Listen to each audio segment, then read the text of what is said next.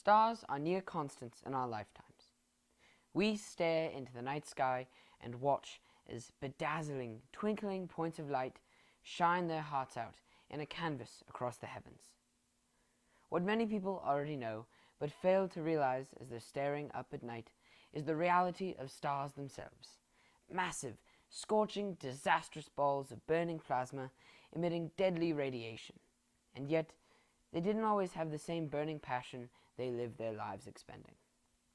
Hello, I am a walking stereotype.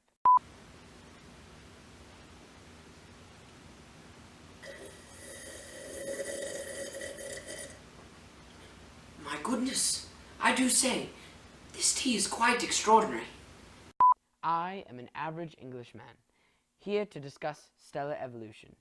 And no, of course I am not reading this off my computer in front of me. And then it says wink wink.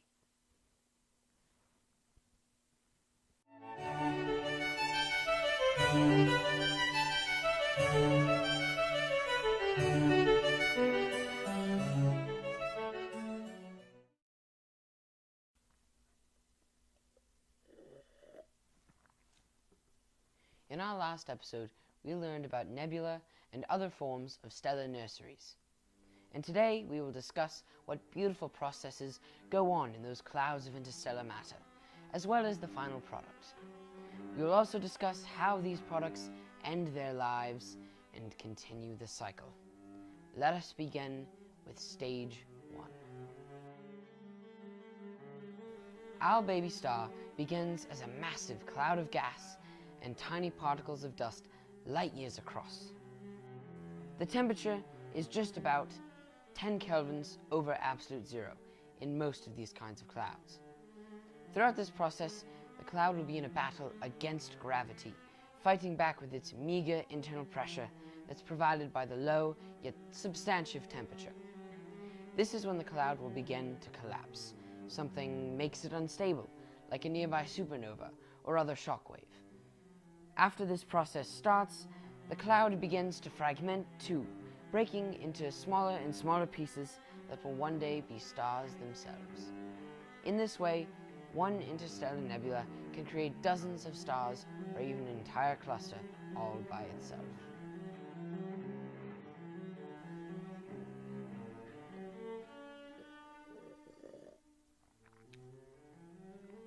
In stage 2, our amalgamation stops fragmenting as the pressure increases.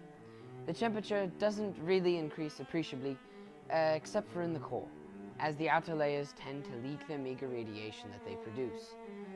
The core reaches only around 100 kelvins at this stage.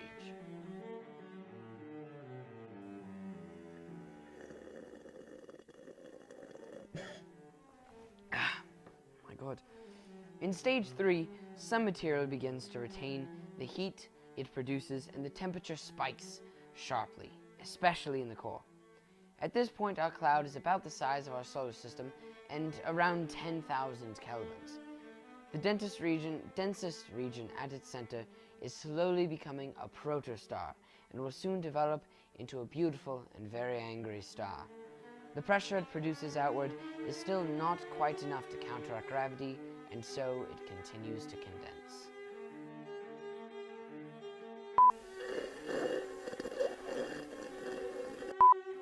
At stage 4, we finally reach what astronomers call a protostar. About 100,000 years after the process began, the protostar gains an observable surface. The core reaches about 1 million kelvins, and the protostar can now be placed onto the Hertzsprung-Russell diagram, right somewhere about here in the giant section. The protostar has such a high luminosity, just about several hundred or even thousands of times the luminosity of our sun, simply because of its immense size. Its borders lie at about Mercury's orbit, meaning its luminosity is much higher than that of the majority of main sequence stars. In having developed and condensed this far, the pseudostar itself has its own little ring of dust and gas that will later form the planets, such as Earth itself. But nearing this end of this stage of its life, lots of solar activity will blast away this halo of planet-forming stuff. Our baby star is now approaching the main sequence, but at a cool 5 million kelvins, it is still too cold to jumpstart itself with nuclear fusion. As this process continues, the process itself begins to slow down. The hotter and smaller our star gets, the harder it is to compress it.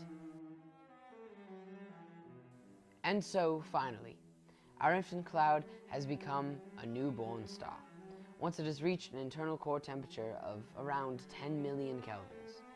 This is the point at which something of about one solar mass gets to roughly 1 million kilometers in radius.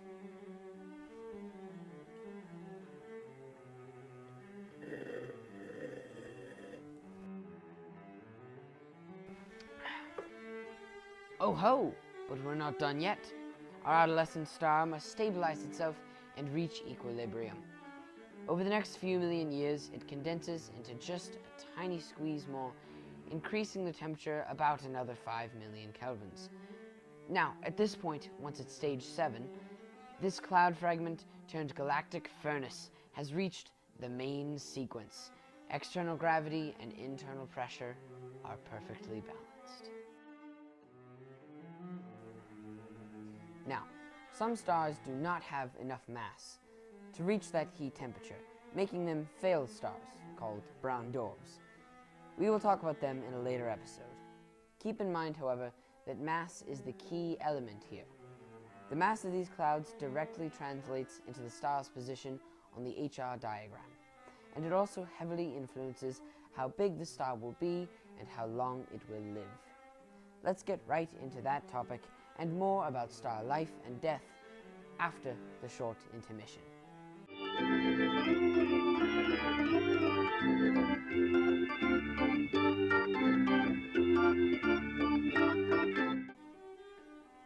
Most of the stars in the universe lie on the main sequence and are similar in mass to our Sun. Let's begin with a star very similar in all ways to the center of our solar system. A star of this size would live about a dozen or so billion years, whereas a much larger star would last tens of millions, whereas a much smaller star would last tens of trillions, perhaps. So, what happens at the end of this lifespan of a star? Once a similar star to our Sun in mass, about medium on the relative scale, has run out of hydrogen fuel in its core, it begins to expand.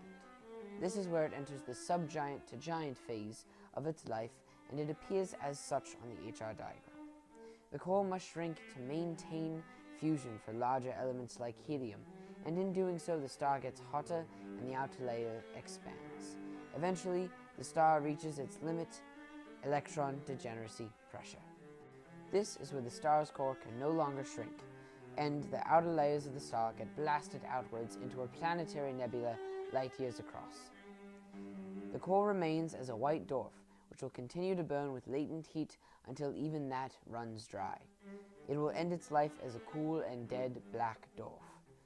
Stars with smaller mass than our Sun will go through the same process, only less mass means more time and a more relaxed process. The death of these stars also sometimes results in a planetary nebula of similar merit to larger stars, but in general they end up as white dwarfs that will fade to a dull and quiet black dwarf, 100% of their usable fuel expended. Saving the most exciting for last, larger size stars, meaning anything above 1.4 solar masses, which is the Chandrasekhar limit, have a much different approach to their death. They tend to go out with a bang. These stars can end in one of two ways. They follow much the same process as before, except they have such large amounts of mass that they can overcome electron degeneracy pressure. When this happens, the core collapses so suddenly and violently that one of the largest possible explosions is produced. This is how a supernova happens. These are furnaces themselves and create new and much more complex elements than are crafted in the core of a star. Supernovae are only part of what remains after an explosion of this size, however. Also remaining is a neutron star, a sphere of matter so dense not even the Americans can rival it. A star of greater amounts of mass can overcome the next barrier. Before, neutron stars stopped at neutron degeneracy pressure, much like electron degeneracy pressure from earlier, but if there's enough mass, as there often is in supergiants, then even neutron degeneracy pressure cannot overcome what comes next. The matter of the core will collapse upon itself into an infinitely small point, called a singularity. This is how a black hole forms. Not much is known about them, given that not even light can escape their event horizon.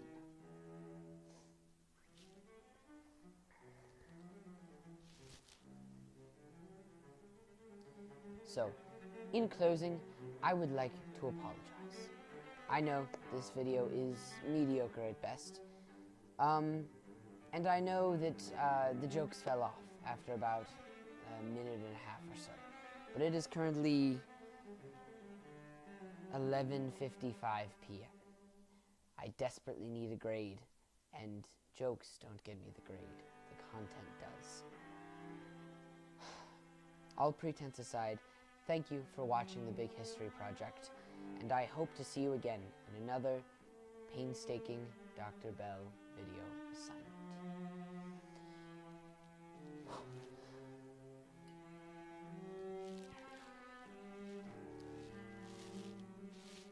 Oh, is this tea caffeinated?